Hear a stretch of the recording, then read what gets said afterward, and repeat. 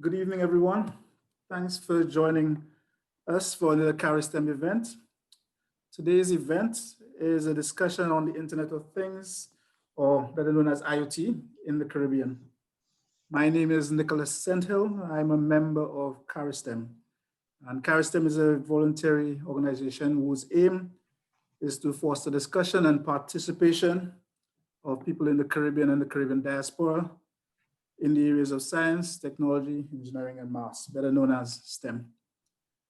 This evening's event will be recorded and should be available on our YouTube channel within the next week, but should also be available on our Facebook channel following this event. So this is an open discussion and it's mainly about IoT. With that in mind, I can think of a few things that we can speak about. We can think about agriculture, how it can be used in the household, how it can be used in environmental monitoring, what standards, etc. are required. But as I said, it's an open discussion. So with that in mind, I'll open the discussion to the floor. So what do we all think IoT is and how do we think it can be of use in the Caribbean?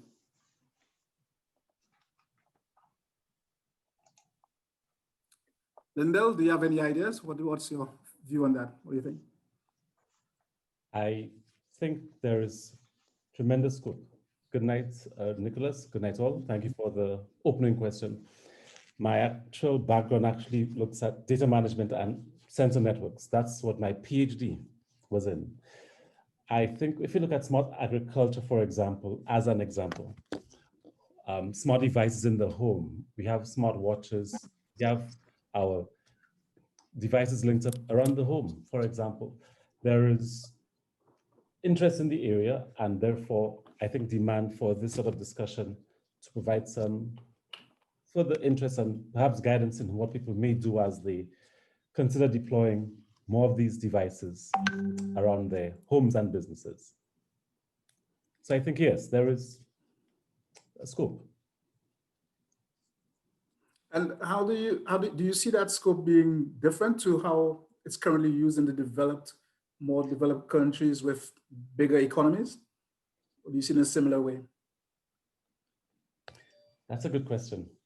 I think some things we can rely on here. In the developed world, you may have more reliable connectivity, maybe higher quality connectivity, maybe more stable power.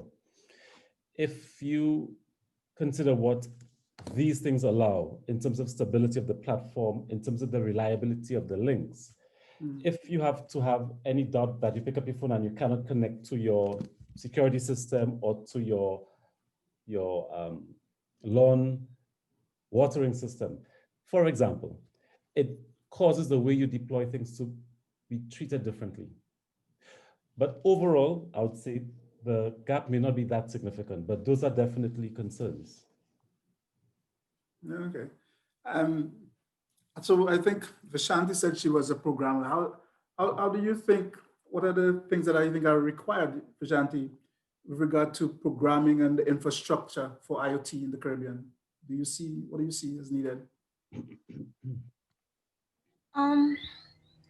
Well, I think before we even have to look at all that, we see that, well, I see that the Caribbean, us in the Les Antilles, we're like really difficult to accept technology and technological change. So you're going to find that a lot of the technology that's being used are kind of like, I would say, old school. People are not encouraged to try to advance, think of their own ideas, advance current technologies, and we're kind of like stuck in the past. If, like, let's say we have groups, teams that do projects, technology-based projects like you say, in the agricultural sector, because like I know in Guadeloupe there's this guy who has this project where he sets up sensors around people's farms, and just to check for not just like humidity and soil, like soil, the temperature and but insects and stuff like that, but to actually look at trespassers. That was one of his projects some years ago. You're not going to find, it's a great idea, but you're not going to find a lot of people embracing that. People are going to prefer to just be stuck in the past. They figure they're more comfortable being hands-on and having to use technology, and that is one of the main issues, the main problems that I think that we have. So um, yeah, so I think that before we get to that part in the Caribbean, we have to look at, getting people to embrace the technology and embrace change, utilizing technology. So what do, I mean, I would ask the question, people embrace change. So I'll start with a statement before I ask the question. People embrace change when they think it's going to make a difference for them, right? So do we have to ask ourselves, are we offering people the wrong things? Because if you are, people do use mobile phones, people do play games, and these are things that change. So maybe it's that we're not answering a question which people think is important to them at this point.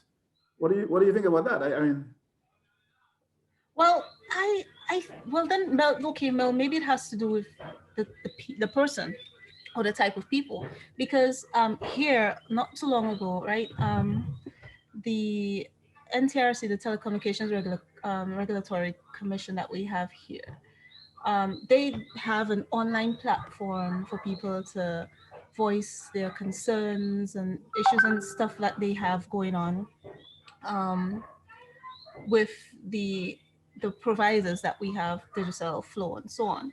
But people tend to, and it was like a huge discussion on the radio as well. People figured that the company should go to the villages and with a sheet of paper, or just going to the people, to get their do surveys and get their concerns and so on.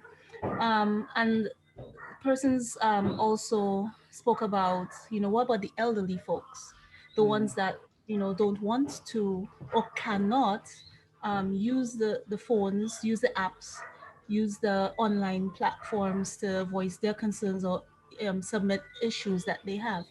um, Also, you have to look at probably like there are people who are not financially able to own these technologies or even have access to internet. I mean, I know here we do have some places that have limited to no internet access. So it I think we that would have to, I think again, like I said, is it has to do with the people, the type of people and their background. But I don't know. Sometimes people see change as a threat as well. Because if you are comfortable in what you are living in, then even though you see it as a benefit for someone else, you might want to have others as a guinea pig. Yeah. So yeah, it's I think that one is it'll be a complicated matter, complicated topic. yeah. Yeah. Yeah. But I think what you've said, uh, I don't know if you agree or disagree, but I think what you said from a design point of view, irrespective of how you do it, these are all valid concerns when approaching the market. So, for example, people said, what do you do about people who don't have devices? That's a valid concern, and that's maybe a point where maybe the cost of the devices that are produced by the developed world is not suitable for ours. The other thing is that you mentioned the elderly. That not also is that a valid question, but it's also a valid market. The Caribbean has a significant elderly population. These are also people that can benefit, I think, from IoT devices. Yeah, they can benefit from monitoring within their households. I mean, because we a lot of our elderly don't go into homes, so they may suffer from falls, the monitoring of their health within the household. So I think not only are these valid concerns, they're also opportunities. I don't know what other people think. So Lyndall, I think you raised your hand before me. So, okay. No, so a couple of things came to mind as Vishanti was talking and listening to you.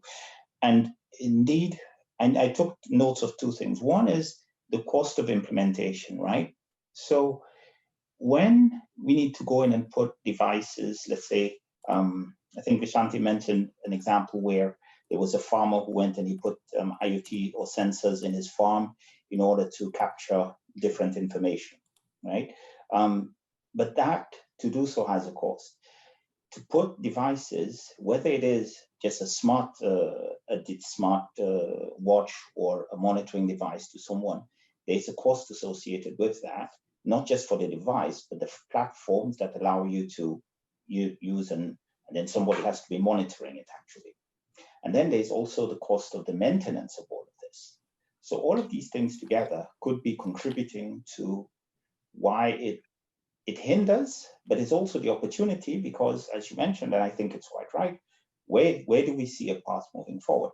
Because I honestly think the benefits of having a good IoT solution that's capturing data where that data is applied with models can bring much more benefit than the cost just to deploy. But maybe that let's discuss later on. I just wanted to share that thinking. I think, so based on what you've said, Michael, and what I think she said before, what I would say is I think these are opportunities and they also pose a set of things. So some of these are maybe entries to the market, right, for people. Yeah. But they're also opportunities. So it may mean that, for me, that are we saying that there are some possible problems and maybe the current solutions produced by the bigger economies are too expensive?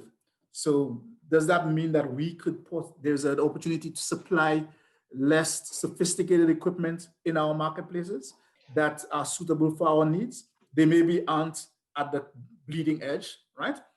But they may be able to fulfill the requirements in our marketplace. I think that's a possibility. Yeah, and it really comes down to the business case. So if we were to design, let's say, a very fit for purpose sensor that captures that specific, I don't know, the specific monitoring of something, and it doesn't have to be the fancy, let's say, type sensor you find up in Europe, in the US, or the developed world, then yes, I would say so, because the benefits there would really outweigh it. I mean, you gave the example of monitoring. So we have much mature people, let's say the elderly, who don't go to the retirement homes in the Caribbean. That happens a lot.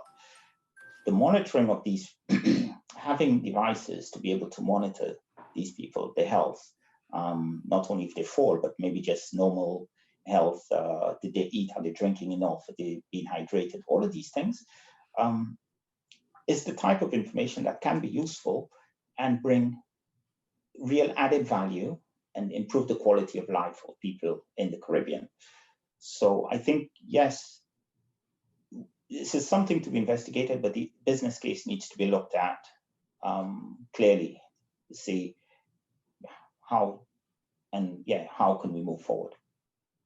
So we've met, I think there was a mention of, for example, telecommunications, right? So for IoT devices, you have a number of platforms. So in some developed countries, some of the telecommunications companies provide specific telecommunications medium. So you can have IoT devices that work across your cellular network, but you can also have dedicated medium. So for example, like LoRaWAN, etc. Right? Yeah. I don't know, because I'm not currently in the Caribbean. Are there any IoT specific telecommunications regimes in the Caribbean? Does anyone know on this call?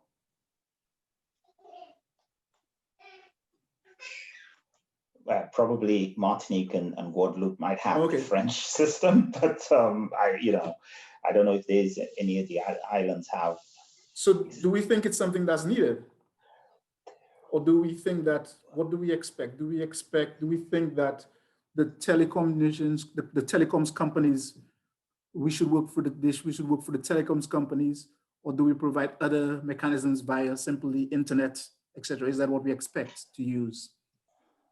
So, okay, I've had the experience of in an industrial area where we put in, a whole INT infrastructure that went over a Wi-Fi network. So we had our own infrastructure, so we were able to deploy there.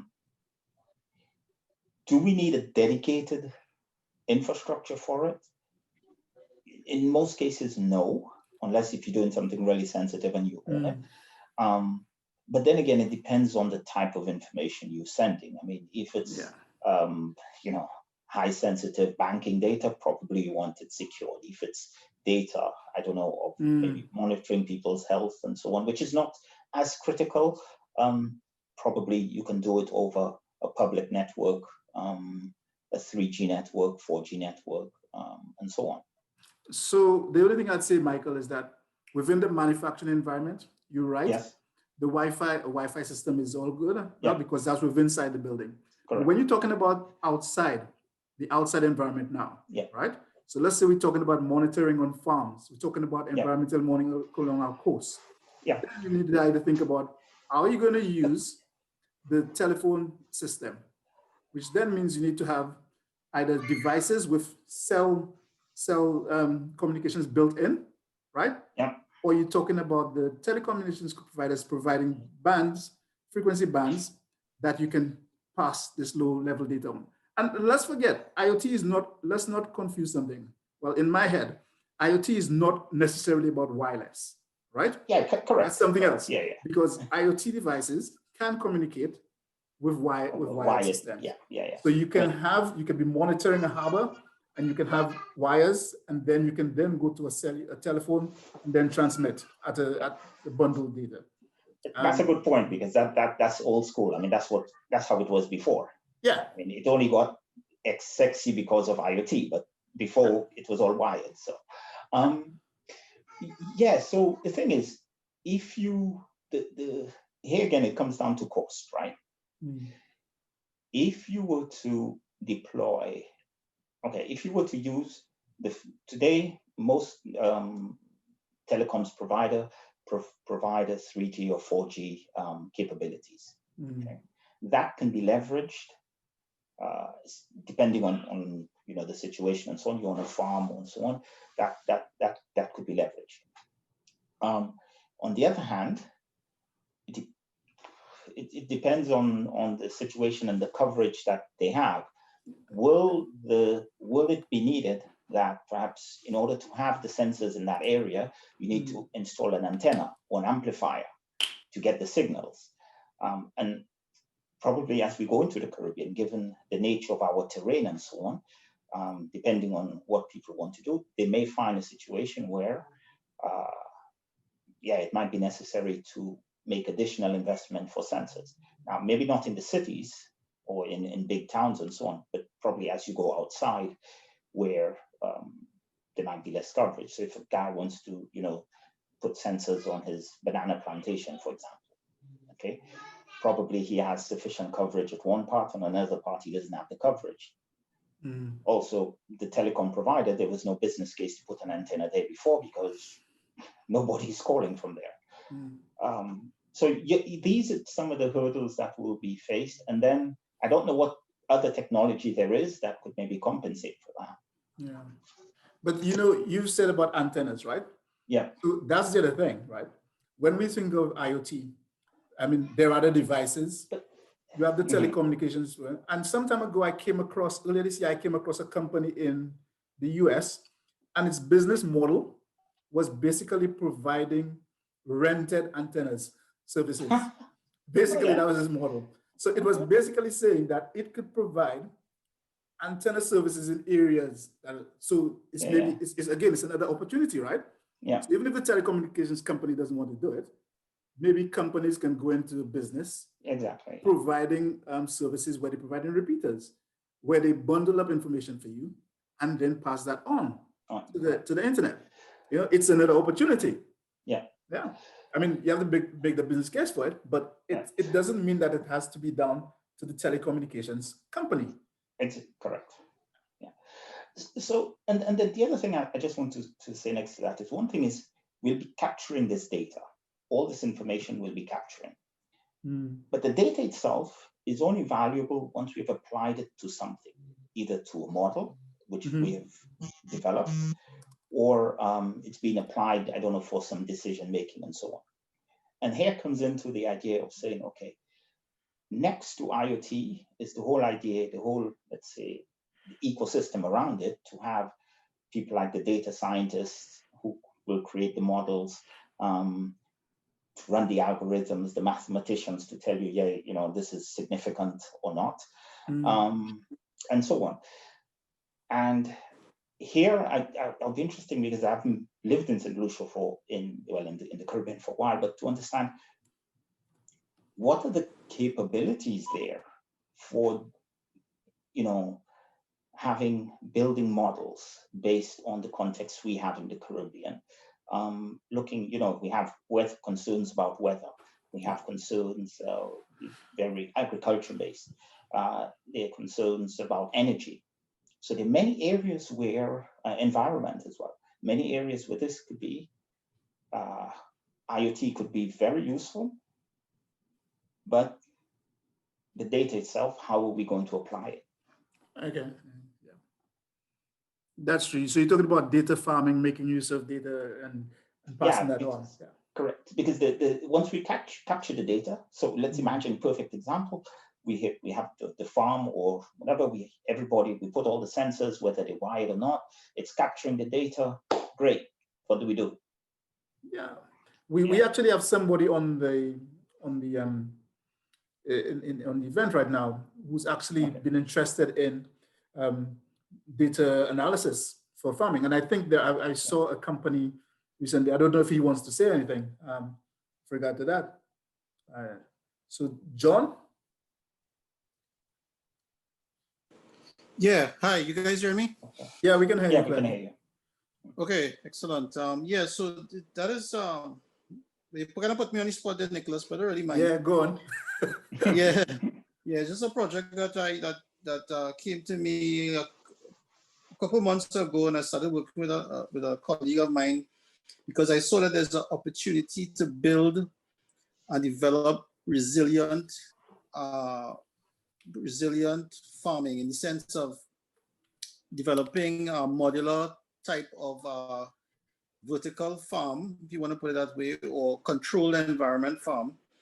And not only to develop those systems and deploy them across the Caribbean, because we have issues with space in the Caribbean, as most of the nations are islands, and we have issues with climatic events, catastrophic events, aka hurricanes, etc. And I'm thinking that if we want to build food security, and we want to build food security and resilience, we're going to have to be looking at vertical farms, controlled environments, and we also going to have to be looking at being able to gather that information and store that information, the real-time information, and process the archived information that is coming in real time from sensors that will be monitoring your environmental factors, and also processing that data at a high level, aka artificial intelligence, machine learning, so that we can continuously optimize the output. When I say output, I don't necessarily mean just the actual quota in terms of the production, but we also looking at things like quality and et cetera, et cetera. So if we could invest in that area, not only in terms of intellectual input and academia, but also look at investment, financial investment, project management, is something that we should definitely look at in the Caribbean, so that we can reduce our food import bills and provide some sort of, because we just don't have the arable farm. I mean, the arable land. I mean, Guyana has it, Cuba has it, maybe Jamaica to a certain extent, but the vast majority of the SIDS, we have that challenge. John, with regard to Michael's statement, do you think that do you think the Caribbean, as it stands, we have the resource in terms of the intellectual resource, people, and the ability to do that analysis? Because I think that's what he's saying. It's not just that it's needed, but do we have that? Or is it something we have to import or get more people trained in? That's an excellent question. I think that as it is at the moment, we have the raw talent and we even have the means of actually doing it. What I think we need to do is develop some visioneering. You know, we need to develop some visioneering in terms of the business, the corporate world, and the public sector. And let's see if we can work together to change our curriculum, you know, the educational curriculum, and put those financial instruments in place that will allow, you know, some startups, allow some public-private sector initiatives to build these programs. I mean, I don't think that there's any significant barrier to progress there. That's all I really have to say about that. Unless you could think of something else that could be a major you know, obstacle in getting there. It's just a matter of identifying the market, identifying the opportunities, securing the financing, and getting it done. You know. If I may, Nick, doesn't that suggest that there's a certain amount of scale already built in to be having these discussions? If we're looking at having data scientists poring over the volume of data being received, it must mean that there's quite a high level of granularity, perhaps a low level of granularity in terms of the data being received to allow or require that level of processing and analysis to take place. So, right, I would ask the question, even if we're not in the Caribbean collecting that data now, are there really level free data sources, right? Because I think some time ago, I was thinking about the question about, are we in the Caribbean making use of, for example, satellite data? Are we making use of free weather data, right? So even if we're not collecting that data ourselves, right? Some of that data is already available and being made, it's freely available to us. Does that make any sense? Yeah. I think you're right there, Nicholas. But further to that, I know, for example, UE St. Augustine. I mean, that has been an institution that has been researching agriculture for, I don't know, maybe almost, I don't know, over 150 years, I would think. Yeah. Yeah, so that's, you know, UE was Imperial College of Agriculture before. And they did quite a number, you know, I mean, up to this day, there's a lot of research with regards to ideal and optimized climatic conditions. We just have to start collecting the data, you know. So we have the set points at t=0, but we need to collect that data. I don't know if there's any open source free data anywhere else in the world that we could use to feed into machine learning algorithms at this stage. But I think the sooner we start collecting that information and start those algorithms working on chewing on that data, the better off we will be. That's my take on it. Linda, did I stray from what you said, or did it make sense what I was getting at? I think you took it to a different level altogether. But you're right. We have access to data from various sources like satellite data. But when you look at the actual use of that data and the processing that takes place to share that processed output of the data, is it relevant directly to us? Do we have the capacity to take that raw data and transform it the way we need? Or are we now relying, as you were saying, on some other party doing some of that transformation that tangentially benefits us? So I think what I was trying to say is that with regard to what Michael and John said, with regard to what you said, was that I think, so John said that the resource in terms of people is there, right? But and I'm saying is that the resource in terms of data is there, I think, in my view, because I've been to other conferences where I've been to, for example, Python conferences, I've been to IoT events where people have actually told me at these events, they've advertised during their speech, you can go to this, we will be making available, satellite data. All you need to do is register and you can get it, right? So the point is that they may not be interested with that satellite data in looking at the Caribbean, but the satellite data is there. So it's up to us, if we are interested in our markets, right, to looking at using that data for ourselves. With regard to, I think the only hurdle with regard to what John said with regard to agricultural data in the Caribbean, currently in paper form, is that we have to transfer that to digital form. But even that is maybe a worthy project for an organization like CariSTEM, or for schools, or for students, that transposition of data. But I think there is data available. It's maybe that people aren't interested in, they're not interested in our market, but I think the data is available. I think not only is the data available, but I think you can also get access to processing online with the advent, with the increase in cloud computing facilities. So you're now not only limited by the by your computing power, there is a possible issue of the cost of accessing cloud computing, right?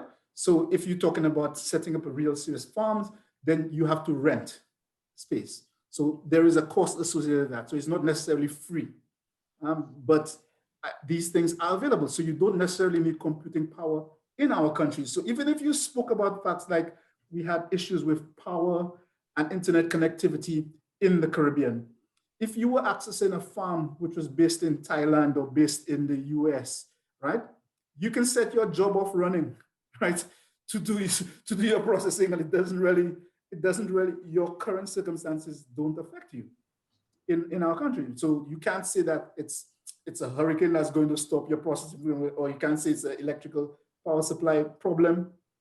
That's no longer a big issue. Yeah, fair enough. Before I let Niran, whose hand is up, speak, what I would say as well is, regarding the granularity I referred to earlier, if you look at farms, for example, at a certain point, the level of detail coming out of those sensors or the networks of sensors reaches a point where it's regarded as sensitive. And then we have to ask ourselves, are the owners of that data prepared to make that data, which they might well regard as sensitive, and even when it's aggregated at, say, a Ministry of Agriculture level, it might still be regarded as sensitive. Yeah. Do we have the sort of access to that data that is of interest to feed into those algorithms that John mentioned? Does that still apply? I think that answer might not be as straightforward as we might think. So that leads to another thing in IoT, right? And in the domain, which is standards. I don't know if there's anybody here on that. So there are standards of data obfuscation, there's standards of encryption, standards of how you transfer data, which is mainly my interest in IoT, which is IoT security, right? And optimization, etc. And optimization, etc. But these are other things. So these things don't exist in the Caribbean, but these things are available. And so I don't know what people's views are on that. Leverage what already exists. Let's not reinvent the wheel. Yes, so that is true, but do you pick up the is it necessary? So for example, if you think about something like the IoT Security Foundation, and some of their principles for security, and if you think about things like NIST, the NIST security protocols, are these things really necessary in the Caribbean? Probably not. Probably not, because we don't have nuclear powered stations, But there's a level. I know what you mean. Okay, I hear what you're saying, Nick, but look at it differently. These countries or these institutions, they have, I don't know, teams of people who sit there, brains who think only about this. Okay. And that has, you need the maturity in that country or region and so on to have the thinking. You need the intellectual capacity. There's a number of things. What I think, my view is that for us starting off in the Caribbean, let's say, we want to go to the next level in the Caribbean, we may not have, what we may benefit from doing is to look to see what exists, what is best practice being done in different countries? What are the standards out there that are being used? Okay, for transferring, we don't have nuclear power plants, we know this. Maybe our biggest issue might just be security of personal data. So we don't want, I don't know, Google finding, health data of somebody, so we sell them, that sort of stuff. So we get, maybe not Google, but some unscrupulous company hijacking our data. But we get what is best practice and then apply that. That would be my theory. But that's just my personal opinion. Let's not reinvent the wheel. But of course, So I think I'll give Niran Bihari. I think Niran wants to speak. Yes, huh? Hi, you all can hear me clearly? Yes, we can. Okay, so few things. There is data, yes. Most of the time you have to pay for it, be it satellite or otherwise. There is free data, but generally the quality is not that great. It's kind of, you get what you pay for. But you can get 3-meter resolution and even 1-meter resolution satellite imagery for the entire Caribbean if you want to willing to pay for it. With regards to sensor data, there is a lot of IoT data being collected. My company, we have a few projects in Trinidad as well as Guyana that collect weather data as well as drone data that we combine with satellite imagery using hyperspectral imaging to check the health of the farm, the plants on the farm. To the point where the algorithms can identify, infection and rate of spread and so on. The thing about it is that it's technically speaking, it is not in our best interest to necessarily give people access to that data because that is essentially our technological or data advantage, in having that data where other people don't. Whereas now, we will probably, sunset data after like 3-4 years have passed, we may make some of that data available to the public. In the short term, it will be kind of giving up a strategic resource, advantage. Apart from that, I am the chair of the local Internet Society chapter, and there are IoT security groups that work with, IoT and so on, and there is funding. If people want through the chapter, you can get funding for IoT projects and so on. Once a good case is made, usually that it has to serve the public good, be it farmers or fishermen, that kind of thing. There's very clear mandates and guidelines. But there is data, there is human resource. It's just kind of, if anything, from my experience having lectured at UE back in 2000, to 2003, in engineering and so on, there is a disconnect between academia and what is done in academia and actually transitioning that out into actual viable real world projects, if you will. You could argue the disconnect is that a lot of things work theoretically, but when it comes to scaling, it doesn't work, or accessing financing is an issue. I do think that,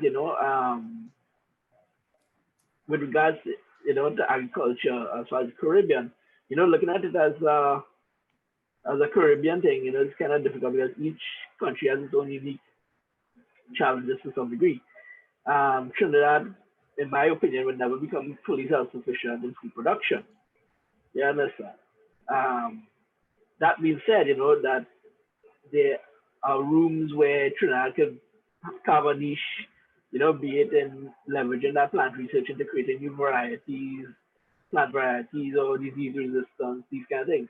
And that is what I would call a value add agricultural field, because now you can, if you develop something that is exportable, there's value add for us, to export that to other countries, and all we have to do is really look around the world to see that, you look at we are doing, I have a project I'm doing in Africa right now, and with the University of Ghana there, and they are developing race-resistant cassava varieties.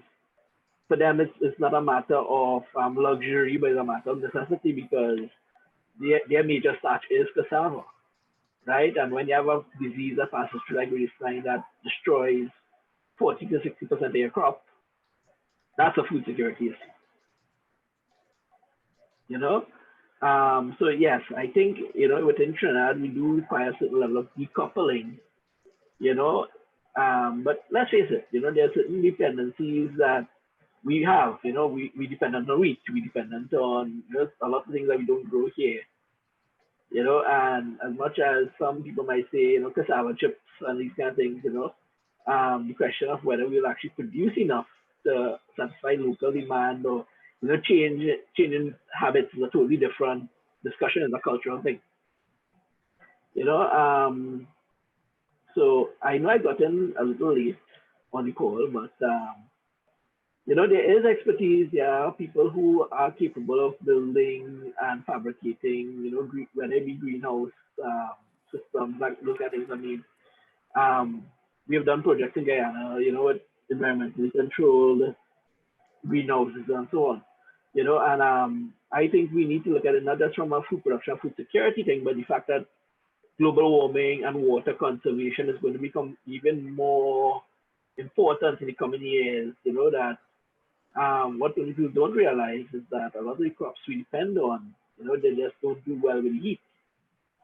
If you actually look at, some basic global warming projections actually say that how everything plus or minus 15 degrees of the equator is expected to be virtually unlivable by, human standards in 50 years. If we, thereabouts, just because temperature is going to be so high that most food crops and diseases, and then, as the temperature goes up, all these things increase by a factor of, I think it was like 5x or 10x for every degree that goes up.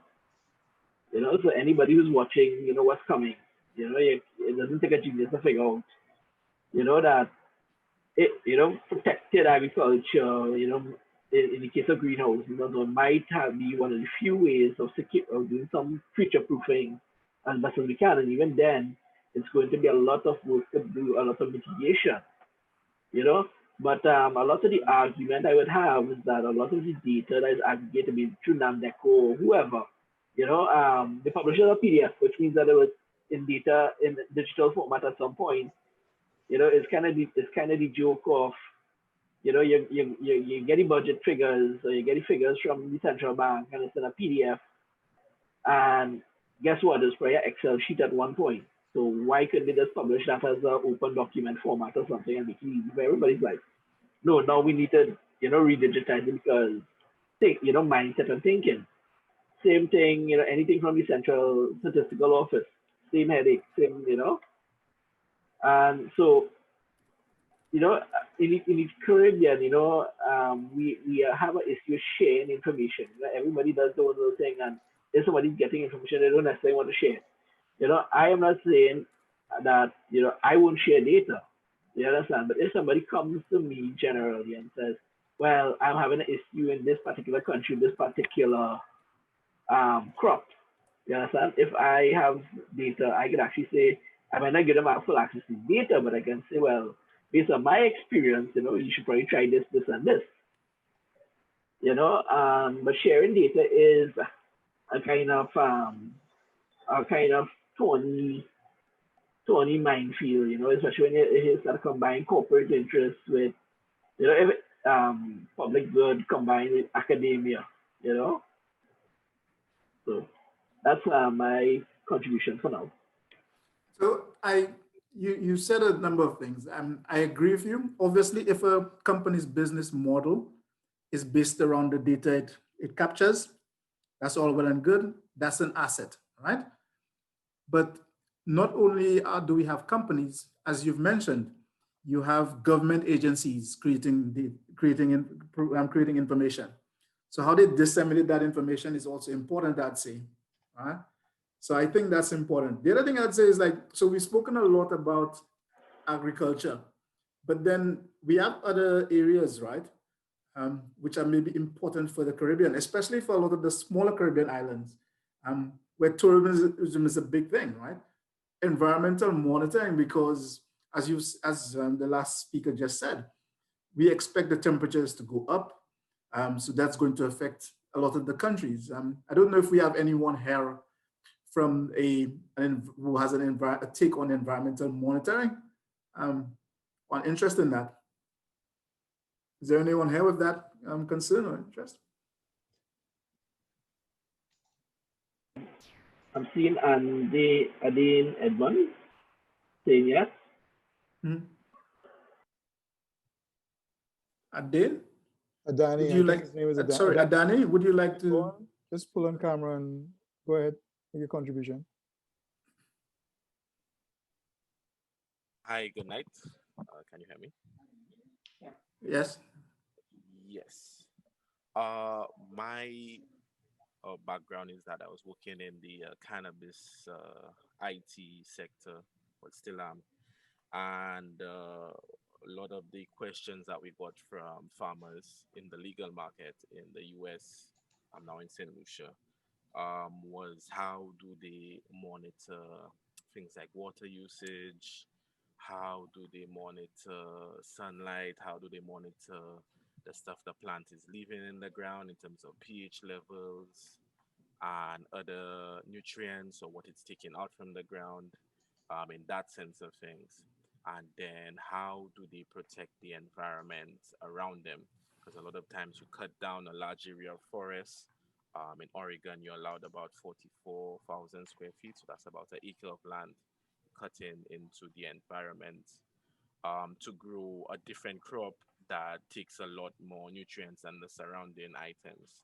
So they were asking, and I was working on something of that front in terms of not only food security, but also using IoT to uh, record the readings in the nearby forest and then record the readings in the farm and then send that data to a website where you can see kind of the variables change based on how you treat your crops, what kind of fertilizer you use, how often do you water them, how do you treat your water usage, and all those variables would have been there to kind of help those farmers determine, okay, what I'm doing is really not helping the surrounding environment.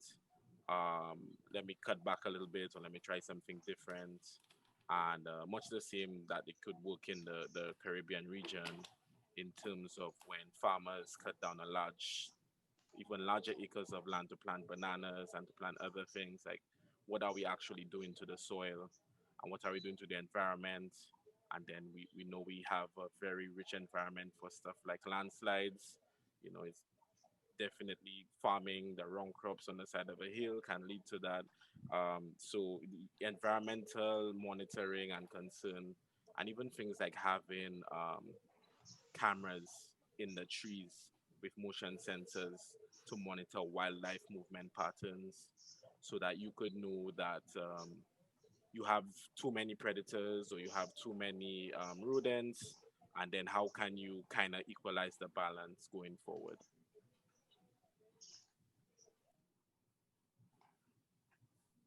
So do you think that, what you're suggesting is that we can make in the Caribbean use of a number of the technologies that are currently available within developed countries like the US, as you said, I think you mentioned Oregon, in our environment to improve our environmental monitoring. Is that what you're saying? Yes, yes. We were working on automated drone surveillance and a whole bunch of things. And I think one of the biggest limitations for us here is importing those things to our various islands. Our import duty is very high. So if I was to import a number of those things, like the import bill would be very high, and then our internet access speed is expensive and it's not reliable. So over there, you can the regular household can get 1,000 megabits symmetrically for 65 US dollars. That's about 140 EC. For that price, we get 25 to 50 megabits in the Caribbean.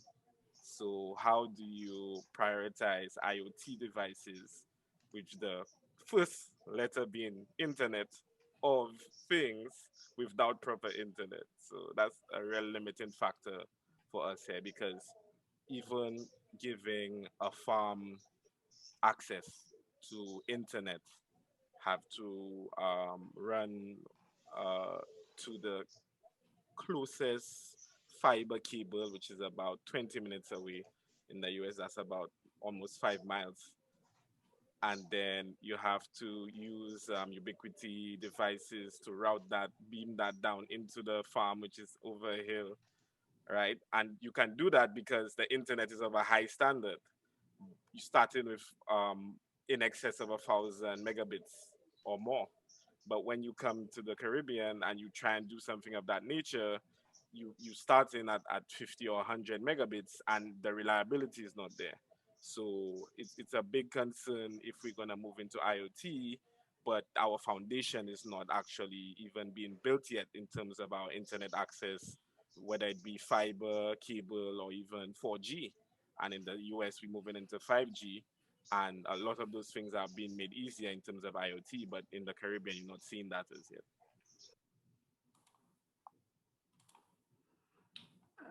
I agree with all of that. I think that makes sense. And I think that's applicable to most of the Caribbean islands, I would say.